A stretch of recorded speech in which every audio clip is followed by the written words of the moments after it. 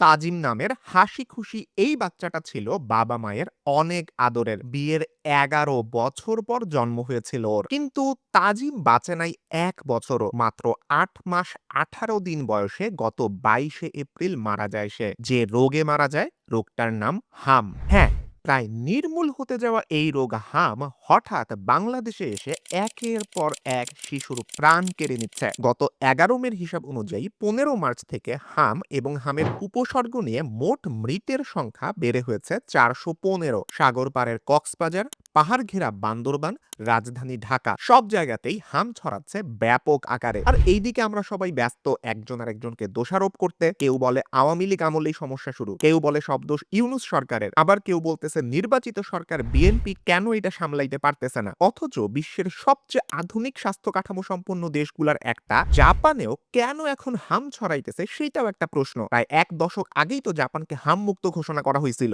শুধুমাত্র জাপান না, উন্নত বিশ্ব সহ বিশ্বের অনেক দেশেই এই হাম আবার ফেরত আসছে। বাংলাদেশে হামে এত শিশু মৃত্যুর পিছনে কোন কোন কারণ কাজ করতেছে, কেন দেশে হাম এত বেড়ে গেল, এই ব্যাপারে স্বাস্থ্য বিশেষজ্ঞরা কি বলতেছেন, এই সবগুলা ব্যাপার নিয়ে আমি আজকের ভিডিওতে আলোচনা করব। তো চলেন শুরু করা যাক।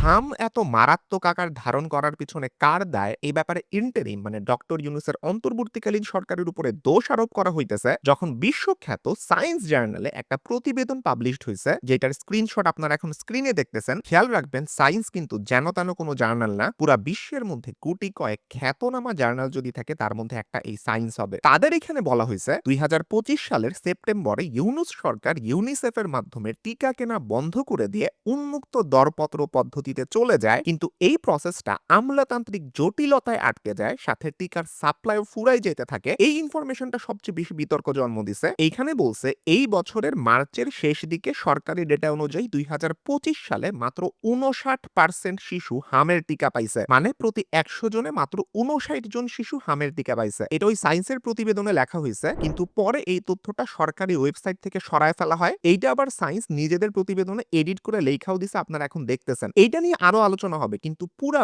বিশ্বে হামের পরিস্থিতি কি একবার একটু দেখে আসি। ১ দশক আগেও বিজ্ঞানীরা ভাবছিলেন হাম তো একদম নির্মূল হয়ে গেছে, কিন্তু ইদানিং এই রোগটা বাংলাদেশের মতন জনবহুল স্বল্পোন্নত দেশ থেকে শুরু করে আমেরিকা, কানাডা, ইউরোপের বিভিন্ন দেশ, জাপানের মতন দেশগুলাতেও ফেরত আসতেছে। কানাডা, আর্মেনিয়া, অস্ট্রেলিয়া রিসেন্টলি কিন্তু এই বড় বড় দেশগুলা তাদের হাম মুক্ত স্ট্যাটাস হারাইছে। একই অবস্থা কিন্তু জাপানেও। বছর শুরু হওয়ার ৪ মাসের মধ্যেই সেখানে ৪৬৩ জন হাম রোগী শনাক্ত করা হয়েছে। আমেরিকায় এই বছর এখন পর্যন্ত ১৭০০র বেশি হামের ঘটনা শনাক্ত হয়েছে। মধ্যপ্রাচ্য আর আফ্রিকাতেও হাম বেশ ভালোভাবে ছড়াইছে। মানুষের মধ্যে টিকা নিতে অনীহা, টিকা বিরোধী বিভিন্ন ক্যাম্পেইন, দুনিয়া জুড়ে এখন বিভিন্ন যুদ্ধ চলতেছে। এই সব কিছুকেই হাম আবার ফেরত আসার পেছনে দায়ী করতেছেন বিশেষজ্ঞরা। এখন কথা হইতেছে, বাংলাদেশে হামে আক্রান্ত রোগী আর মৃত্যুর সংখ্যা এত বেশি কেন? আসলে কি ২০২৫ সালে মাত্র ৫৯% শিশু টিকা পাইছিল? এইটার বিপক্ষে যুক্তিগুলা দেখাই। স্বাস্থ্য অধিদপ্তরের উপপরিচালক EPI doctor Mohammad Shahriar Sajjad fact checker media the ডিসেন্টকে বলেন যে এ তথ্যটা সঠিক নয়, ওটা আপডেট করা হয় নাই দেখে ওরকম হয়ে আছে। কিন্তু দেশের সব মিডিয়া হয়তো এটাকেই রেফারেন্স হিসেবে দেখাইছে, ইভেন সায়েন্স জার্নালের সেই প্রতিবেদনও। এর সাথে যোগ হয়েছে স্বাস্থ্যমন্ত্রী সর্দার সাখাওয়াত হোসেন বকুলের বক্তব্য। গত ২৯শে মার্চ উনি বলেন যে ৮ বছর আগে মিজলসের হাম ভ্যাকসিন দেওয়া হয়েছিল, এরপর কোন সরকারি ভ্যাকসিন দেয়নি। এই বক্তব্য সঠিক হইলে দোষ পড়ে আওয়ামী সরকারের ঘাড়েও। তবে কথা হইতেছে এইটার এগেইনস্টেও বক্তব্য আসছে। মন্ত্রীর বক্তব্যের প্রেক্ষিতে গত ২৯শে মার্চ ইউনিসেফের ইপিআই সম্প্রসারিত টিকাদান কর্মসূচি স্পেশালিস্ট সরওয়ার আলম সাংকো তার ফেসবুক প্রোফাইলে একটা পোস্ট করে বলেন যে গত ৮ বছরে হামের টিকা দেওয়া হয় নাই কথাটা মোটেও ঠিক নয়। এটা বাংলাদেশের ইপিআই প্রোগ্রামের মতো একটা বিশ্বনন্দিত সফল প্রোগ্রামের সাথে তামাশা। গত ৯ বছরে প্রায় ৩.৫ কোটির কাছাকাছি শিশুদের টিকা দেওয়া হয়েছে, যেটা সরকারি অ্যাডমিনিস্ট্রেটিভ রিপোর্ট। প্রায় বছরই কাভারেজ ৯৫% এর কাছাকাছি। মাঝে ২০২০ থেকে ২০২১-এ ৩.৫ কোটি বাচ্চাকে ১ ডোজ টিকা দেওয়া হয় হাম রুবেলা ক্যাম্পেইনে, সেখানেও শতভাগের কাছাকাছি কাভারেজ ছিল। চিকিৎসক ও গবেষক ডাক্তার মোহাম্মদ মারুফুর রহমান গত ৩১শে মার্চ একই তথ্য দিয়ে তার ফেসবুক আইডিতে লিখেছেন, গত বছর ভ্যাকসিনেশন কাভারেজ ৬০%-এর কম ছিল, কিন্তু এটি ইনকমপ্লিট ডেটা। এটার দায় সরকারের। স্বাস্থ্য অধিদপ্তরের MIS শাখার সেন্ট্রাল ডেটাবেজের তথ্য মতে গত বছর হামের টিকার কাভারেজ ছিল প্রথম ডোজের ক্ষেত্রে প্রায় 93% এবং দ্বিতীয় ডোজের ক্ষেত্রে প্রায় 91%, যা আগের বছরের তুলনায় 6% কম। আর তাদের দেওয়া তথ্য যে সত্য এটা নিশ্চিত করতেছেন স্বাস্থ্য অধিদপ্তরের সম্প্রসারিত টিকাদান কর্মসূচির উপপরিচালক ডাক্তার মোহাম্মদ শাহরিয়ার সাজ্জাদ। তার ভাষ্য মতে 92% হচ্ছে MR1 প্রথম ডোজ এবং 90% হচ্ছে MR2 দ্বিতীয় ডোজ।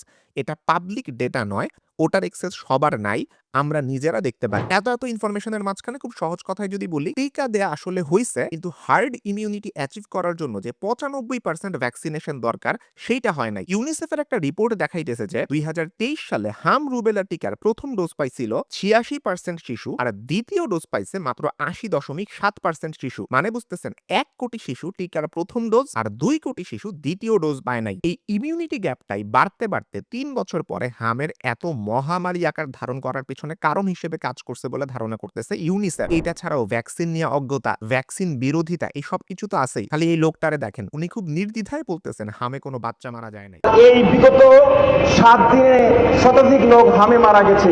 এগুলো হচ্ছে কর্পোরেট ব্যবসায়ীদের মিথ্যা অপপ্রচার। এইটা নাকি টিকা ব্যবসা করার ধান্দা। বিভিন্ন সময়ে সরকারের দায় থাকার পাশাপাশি এই লোকগুলোর দায়ও কিন্তু কম না। এই যুগে এসেও ভ্যাকসিন বিরোধিতা করতেছে। এতক্ষণ তো দোষ কার সেটা বোঝার চেষ্টা করলাম। বিশেষজ্ঞরা বলতেছেন শুধুমাত্র হামই না, এর সাথে সাথে অপুষ্টি এবং বিভিন্ন শারীরিক জটিলতার কারণেও শিশু মৃত্যু বেশি হইতেছে। তাদের ধারণা মে মাসের শেষের দিকে কিংবা জুনের প্রথম দিকে এই সংক্রমণটা কমবে, পাশাপাশি শিশু মৃত্যুর সংখ্যাও কমবে। বাংলাদেশ শিশু হাসপাতাল এবং ইনস্টিটিউটের শিশুরোগ বিভাগের প্রধান মির্জা মোহাম্মদ জিয়াউল ইসলাম তার অবজারভেশন থেকে বলেন যে ওইখানে যেসব শিশুরা চিকিৎসা নিতে আসছে বেশিরভাগ শিশুরই একাধিক স্বাস্থ্য সমস্যা আছে, তাদের রোগ প্রতিরোধ ক্ষমতা আগে থেকেই অনেক কম। এই কারণে কি হয়েছে, যখনই তাদের হাম অ্যাটাক করছে তাদের অবস্থার দ্রুত অবনতি ঘটছে। আরেকটা বিষয় হইতেছে, অনেক হাম রোগীর কিন্তু হার্ট বা কিডনির জটিলতা থাকে, বড় একটা অংশ আবার তীব্র অপুষ্টি নিউমোনিয়ায়ও ভুগতেছে। ছোট বাচ্চারা না এতগুলা সমস্যার লোড একসাথে নিতে পারে না, এই কারণে তারা মারাও যাইতেছে বেশি। আরেকটা ব্যাপার পয়েন্ট আউট করছেন ইব্রাহিম হোসেন শাফিন নামের একজন তরুণ ডাক্তার। ফেসবুকে হাম নিয়ে বানানো তার একটা ভিডিওতে উনি বলেন বাংলাদেশে আইসিইউ, বিশেষ করে শিশুদের জন্য যে PICU আর NICU দরকার হয় সেইটার অভাবে মৃত্যুর হার এত বেশি হয়েছে। বাংলাদেশে কিন্তু এমনিতেই আইসিইউর অভাব আছে, সারা দেশে আছে টাইনা টুনা 3000-এর কাছাকাছি মাত্র।